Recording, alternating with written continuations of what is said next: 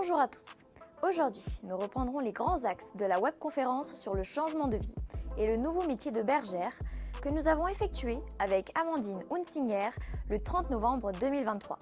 C'est en raison des problèmes techniques rencontrés que nous avons décidé de faire cette courte vidéo, résumant et répondant aux questions que vous avez posées pendant la webconférence, mais également à la suite de celle-ci sur notre Instagram. Nous allons dans un premier temps parler de reconversion professionnelle. En effet, Amandine, infirmière de formation, nous a expliqué que pour changer de vie, il est important de s'adresser aux bonnes personnes.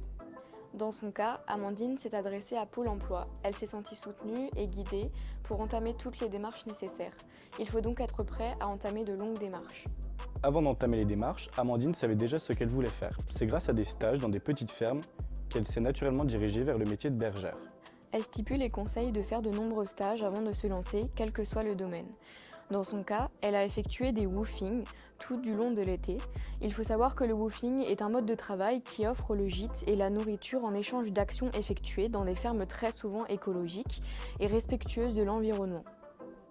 Selon Amandine, pour effectuer une bonne reconversion, il est très important de se munir de patience. Passons maintenant au métier de bergère. En effet, c'est un métier complet où la maîtrise de l'environnement et des bêtes est un élément clé. Amandine est donc en reconversion au domaine du merle, le seul domaine de formation de berger en France. Elle est entourée de collègues de tous les âges, passant d'une jeune fille ayant récemment obtenu son baccalauréat au presque retraité. Sa formation comprend des périodes de cours au domaine, mais également 2 stages. Dans le cas d'Amandine, avoir été infirmière est un réel plus, car cela lui permet d'apporter davantage de connaissances médicales lorsqu'elle est avec les animaux. C'est pour cela qu'il ne faut pas craindre de sauter le pas et faire une reconversion, car de toute façon, il y a un grand nombre de chances que nos expériences professionnelles passées puissent apporter quelque chose de bénéfique pour les projets à venir. Les clichés sur la vie des bergers sont nombreux. En effet, nous pensons qu'un berger est constamment coupé du monde. Amandine vous répond que c'est seulement en fonction du type de troupeau et de la saison. En effet, de juin à septembre, c'est-à-dire en période d'estive, les bergers montent sur les hauteurs avec leurs troupeaux, ce qui peut les pousser à être dans un secteur très isolé du reste du monde. Amandine a déjà pu goûter à la vie de bergère en effectuant un stage en haute montagne. Ce stage lui a permis d'observer et de commencer à mettre en pratique.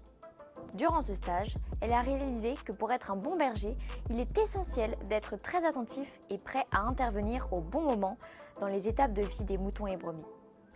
Elle a eu la chance d'assister à de nombreuses naissances et a pu mettre au service des animaux ses connaissances dans le médical. Le réchauffement climatique est dramatique pour les moutons. Ils perdent aussi une grande quantité d'herbes fraîches à manger à cause de la sécheresse.